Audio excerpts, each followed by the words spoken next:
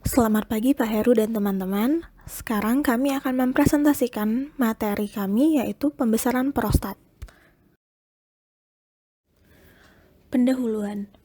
Prostat merupakan bagian dari sistem reproduksi pria. Prostat sebagai kelenjar aksesorius terbesar pada pria yang terletak di antara tulang kemaluan dan dubur serta mengelilingi saluran uretra pada pintu saluran yang masuk ke kandung kemih. Ketika urin keluar dari kandung kemih, maka urin akan melewati saluran di dalam kelenjar prostat yang disebut uretra prostat. Fungsi utama kelenjar prostat adalah tempat penyimpanan cairan seminal dan membantu proses ejakulasi. Pembesaran prostat jinak atau yang lebih dikenal dengan benign prostatic hyperplasia sering ditemukan pada laki-laki dewasa, terutama usia di atas 50 tahun di Indonesia. Benign prostatic hyperplasia merupakan penyakit urutan kedua setelah batu saluran kemih yang sering dikeluhkan oleh laki-laki di Indonesia. Keluhan utamanya adalah retensi urin atau sulit untuk berkemih. Benign prostatic hyperplasia mempunyai karakteristik berupa hiperplasia pada stroma dan epitel prostat. Hal ini dapat menyebabkan pembesaran prostat dan akan terbentuk nodul pada bagian periuretral.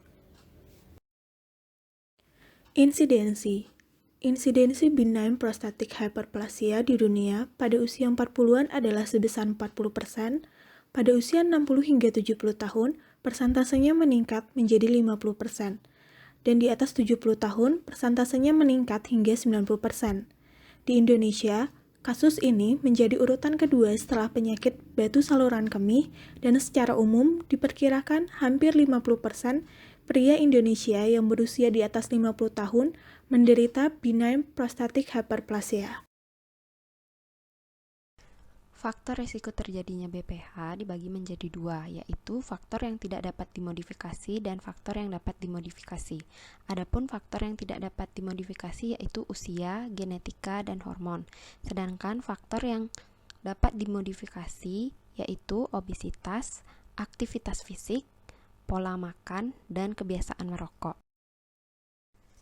Yang pertama adalah usia. Prevalensi BPH meningkat seiring dengan bertambahnya usia. Data dari studi kohort yang dilakukan oleh BLSE menunjukkan bahwa tingkat pertumbuhan BPH terjadi sebanyak 2% hingga 2,5% per tahun pada pria lansia.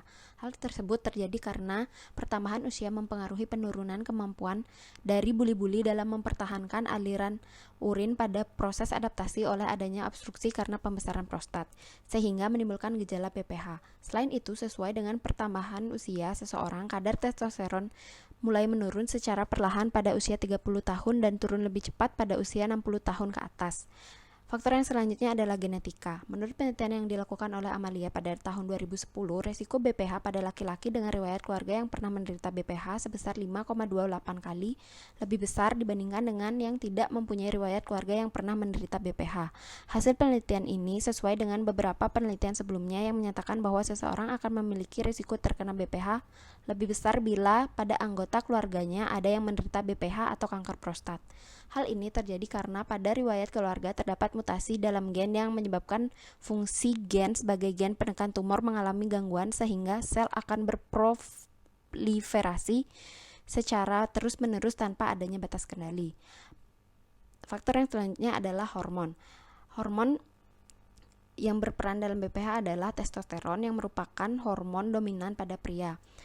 Di dalam prostat, androgen yang berasal dari testosteron diubah menjadi dihidrotestosteron atau DHT dengan perantara enzim 5-alpha reduktase. DHT merupakan hormon androgen yang dianggap sebagai mediator utama munculnya BPH. Menurut penelitian yang dilakukan pada tahun 2016 oleh Skinder, pada penelitian BPH ditemukan adanya hormon DHT sangat tinggi dalam jaringan prostat. Walaupun belum diketahui secara spesifik, namun mekanisme patofisiologinya diduga kuat terkait aktivitas dari hormon DHT tersebut. Kemudian, faktor selanjutnya adalah obesitas.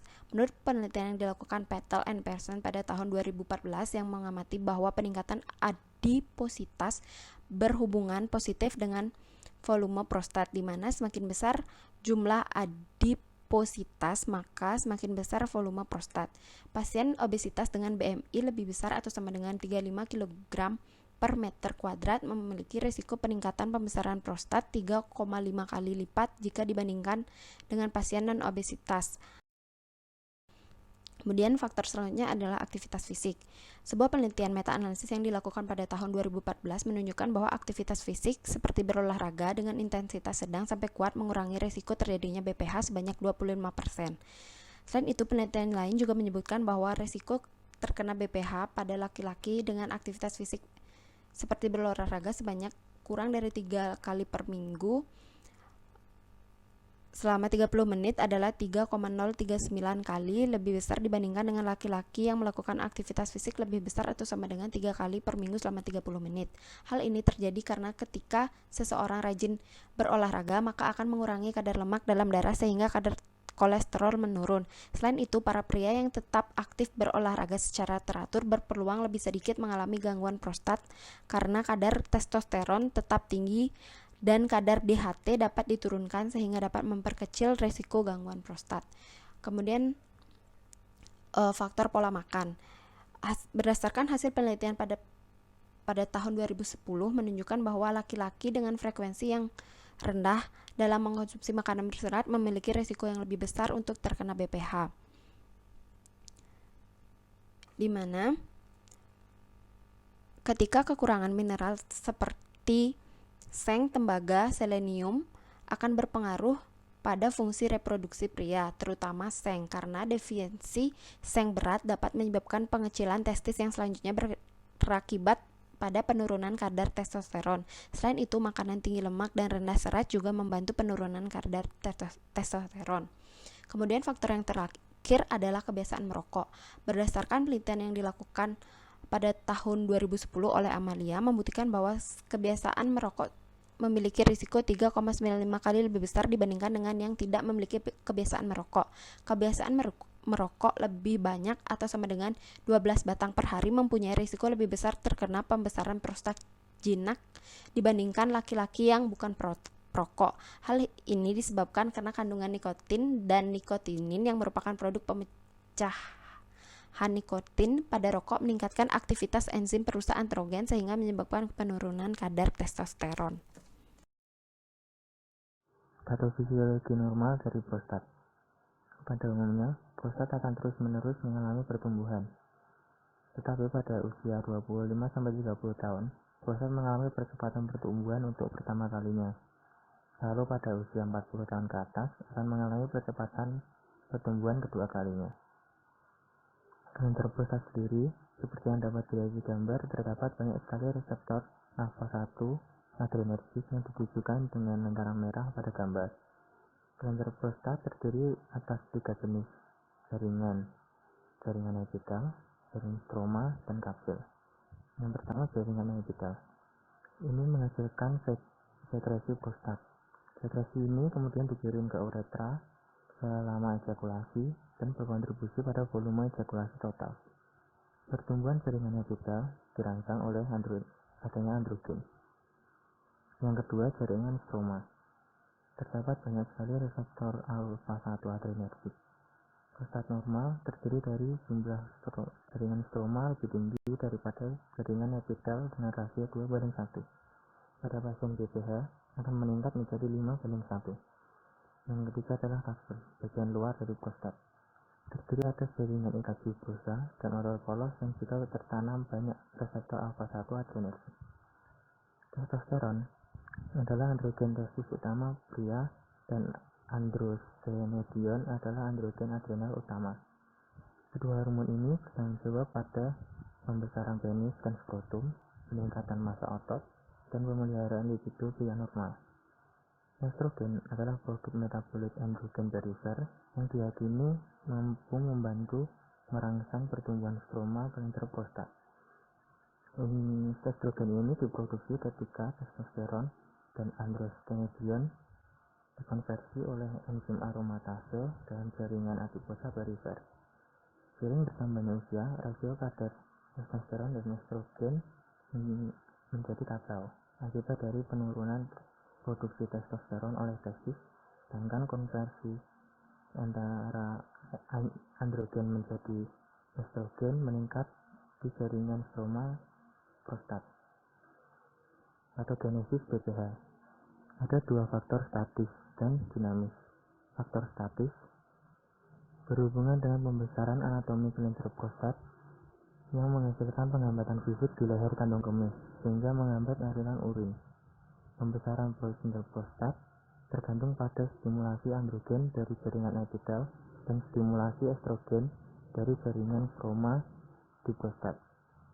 Sementara itu, faktor dinamis berhubungan dengan alfa adrenergis yang berlebihan dari komponen stroma kelenjar prostat, leher kandung kemih, dan uretra posterior yang menghasilkan kontraksi kelenjar prostat di sekitar uretra dan penyempitan lumen uretra.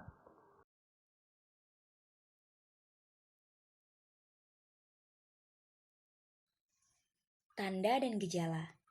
Gejala BPH terdiri atas gejala awal BPH dapat berupa sulit buang air kecil dan merasa ingin buang air kecil terus-menerus.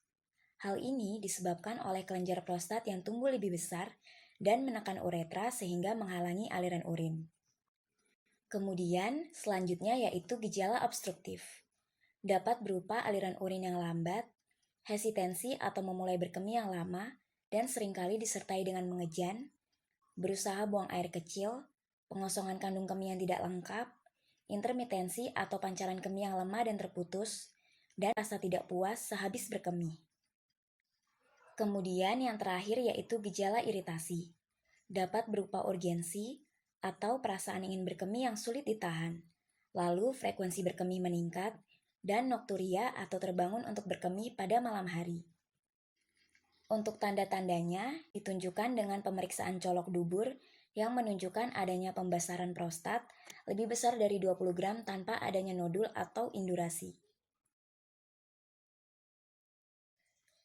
Untuk tes laboratoriumnya yaitu berupa peningkatan BUN atau blood urea nitrogen, serum kreatinin, obstruksi saluran kandung kemih, dan peningkatan kadar PSA atau prostat spesifik antigen. Diagnosis lainnya ditunjukkan dengan peningkatan American Urological Association atau AUA Symptom Score, penurunan laju aliran kemih lebih kecil dari 10 ml per second, dan peningkatan volume PVR atau post-void residual urine. Kemudian untuk menentukan AUA Symptom Score-nya dapat dilihat pada tabel berikut, yaitu berdasarkan tingkat keparahan penyakit yang berhubungan dengan tanda dan gejala yang dialami pasien, dan juga laju aliran kemih dan peningkatan volume PVR urin. Outcome terapi. Yang pertama yaitu mengurangi lower urinary tract symptom yang dibuktikan dengan perbaikan pada AUA Symptom Score setidaknya 3 poin. Yang kedua, peningkatan laju aliran urin puncak. Yang ketiga, normalisasi PVR menjadi kurang dari 5 mili. Yang keempat, mencegah perkembangan komplikasi penyakit. Yang kelima, mengurangi kebutuhan intervensi bedah. Dan yang terakhir yaitu perawatan harus ditoleransi dengan baik dan cost efektif. Selanjutnya adalah manajemen terapi BPH. Manajemen terapi BPH dibagi berdasarkan tingkat keparahannya. Untuk tingkat ringan, dapat dilakukan watchful waiting. Untuk tingkat sedang, dengan disfungsi ereksi, dapat diberikan alpha adrenergic antagonis, fosfodiesterase inhibitor, atau keduanya. Untuk yang tingkat sedang dengan prostat kecil dan PSA rendah dapat diberikan alpha adrenergic antagonis. Untuk tingkat sedang dengan prostat besar dan peningkatan PSA dapat diberikan 5 alpha reduktase inhibitor dan alpha adrenergic antagonis.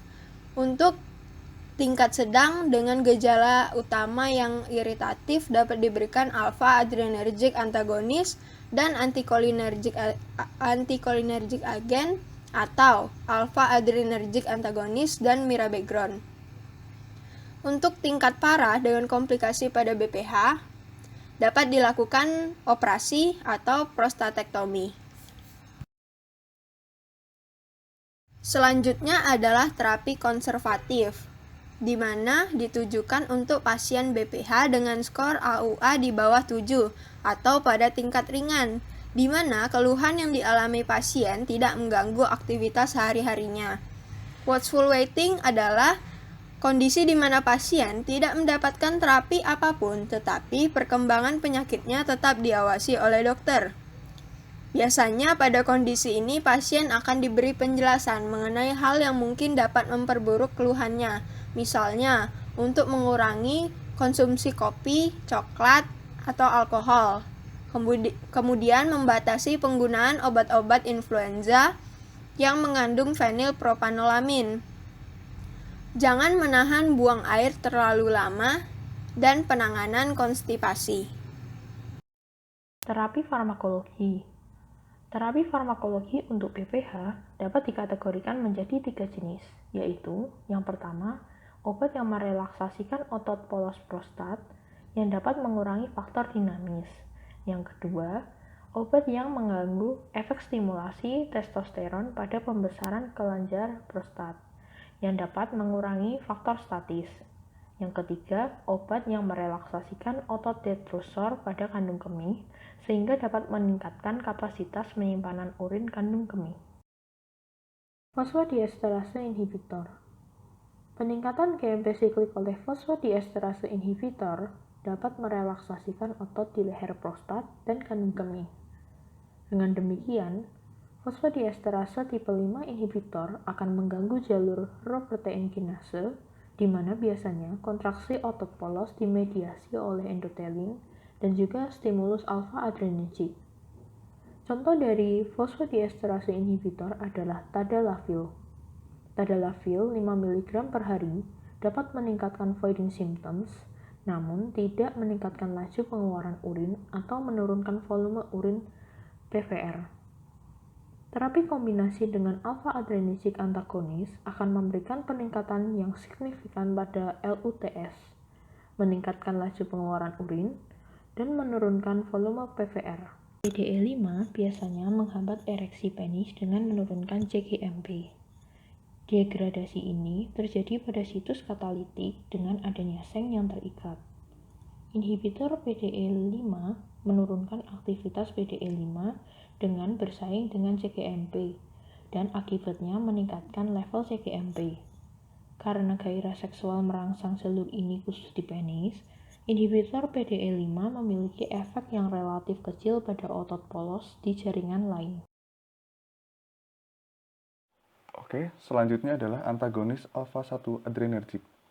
Antagonis alfa-adrenergic merelaksasikan otot polos di leher prostat dan kandung kemih, meningkatkan laju aliran urin 2 hingga 3 mili per detik pada 60 hingga 70% pasien dan menurunkan volume urin PVR.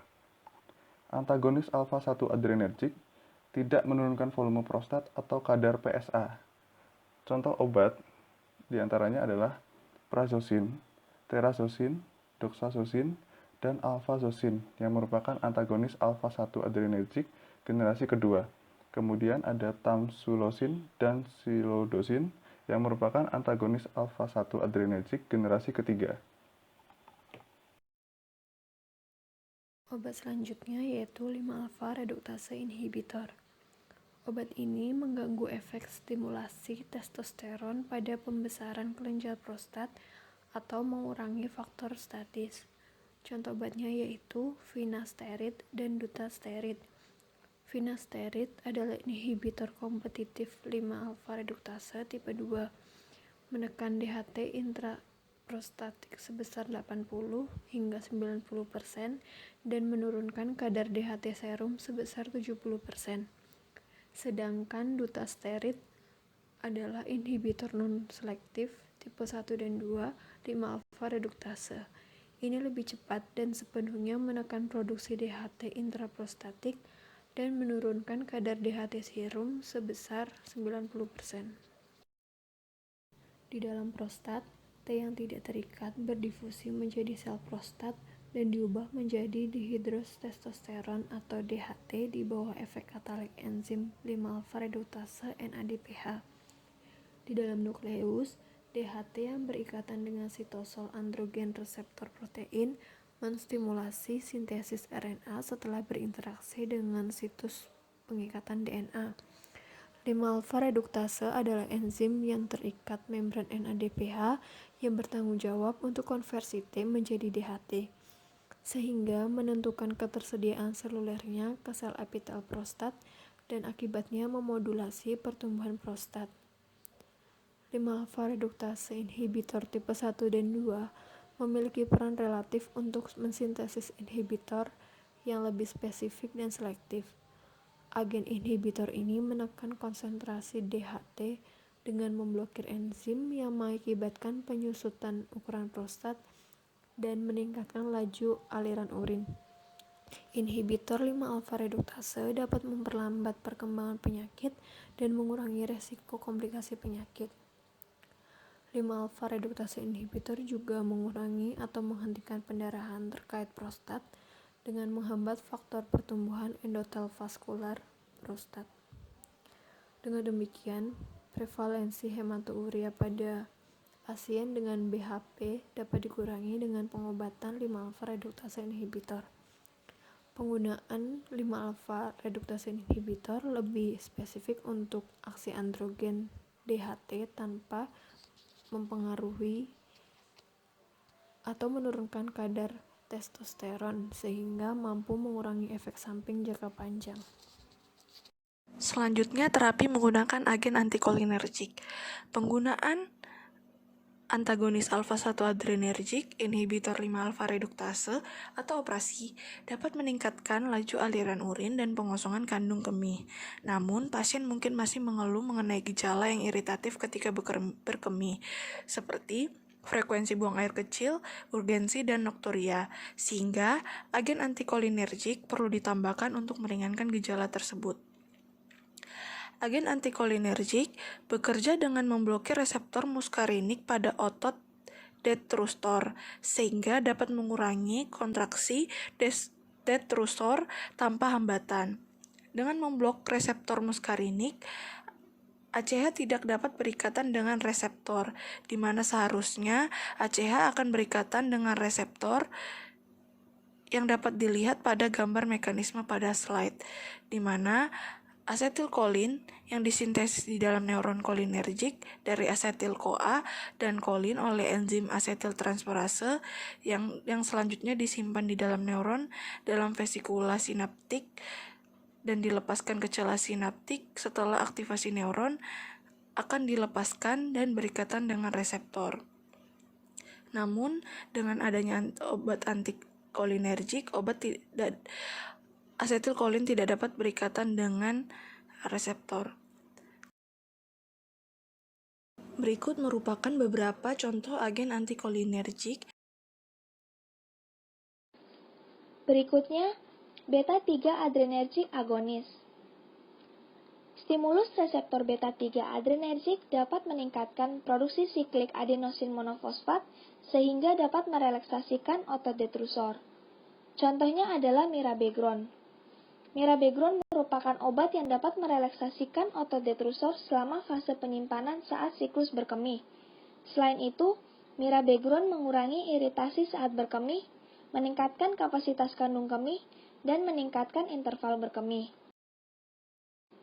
Dosis inisial yang biasa diberikan adalah 25 mg dan dosis pada umumnya 25-50 mg per hari secara oral. Pada pasien dengan creatinine clearance 15-29 ml per menit atau mereka yang memiliki gangguan hepar moderate, dosis maksimumnya adalah 25 mg. Dan obat ini tidak direkomendasikan pada pasien yang memiliki creatinine clearance kurang dari 15 ml per menit. Terapi non-farmakologi yang pertama, diet makanan berserat. Mekanisme diet makanan berserat pada BPH terjadi akibat dari waktu transit makanan yang dicernakan cukup lama di usus besar, sehingga akan mencegah proses inisiasi atau mutasi materi genetik di dalam inti sel. Pada sayuran juga dijumpai bahan atau substansi anti-karsinogen seperti karotenoid, selenium, dan tokoperol. Dengan diet makanan berserat, diharapkan mengurangi pengaruh bahan-bahan dari luar dan akan memberikan lingkungan yang akan menekan berkembangnya sel-sel abnormal. Yang kedua, olahraga selama 30 menit minimal 3 kali per minggu. Menurut penelitian Amalia 2010, risiko terkena pembesaran prostat pada laki-laki dengan aktivitas berolahraga kurang dari 3 kali per minggu selama 30 menit adalah 3 kali lebih besar dibandingkan dengan laki-laki yang melakukan aktivitas lebih dari 3 kali per minggu selama 30 menit. Yang ketiga adalah berhenti merokok. Kebiasaan merokok lebih dari 12 batang per hari mempunyai risiko lebih besar terkena pembesaran prostat dibandingkan laki-laki yang bukan perokok, karena kandungan nikotin dan kotinin pada rokok meningkatkan aktivitas enzim perusak androgen, sehingga menyebabkan penurunan kadar testosteron. Dengan berhenti merokok, maka penurunan kadar testosteron akibat meningkatnya enzim perusak androgen yang dipacu oleh nikotin dan kotinin tidak terjadi. Yang terakhir adalah prostatektomi. Ini merupakan intervensi surgical yang dapat dilakukan dan merupakan penanganan yang cocok bagi pasien yang memiliki gejala pembesaran prostat dengan tingkat keparahan moderate to severe dan pada pasien dengan komplikasi. Selanjutnya, evaluasi outcome terapi. Evaluasi ini bertujuan untuk mengembalikan laju aliran urin yang adekuat dengan efek samping terapi yang minimal. Pengukuran objektif terhadap pengosongan kantung kemih seperti laju aliran urin dan PVR volume urin sangat penting dalam pertimbangan operasi pada pasien, di mana operasi ini merupakan gold standar untuk penanganan pasien dengan tingkat keparahan moderate to severe dan pada pasien dengan komplikasi.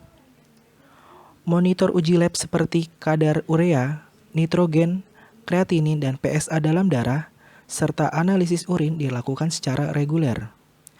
Pemeriksaan rektal secara digital juga direkomendasikan dilakukan per tahun bila harapan hidup paling tidak 10 tahun. Pada monitoring, pasien yang dilakukan pemantauan harus dikaji ulang pada 6 bulan. Setelah itu, setiap tahun untuk menilai perburukan klinis atau adanya indikasi absolut untuk tindakan operatif. Evaluasi rutin dilakukan dengan pemeriksaan IPSS, uroflometri, dan pengukuran volume residu urin pasca berkemih.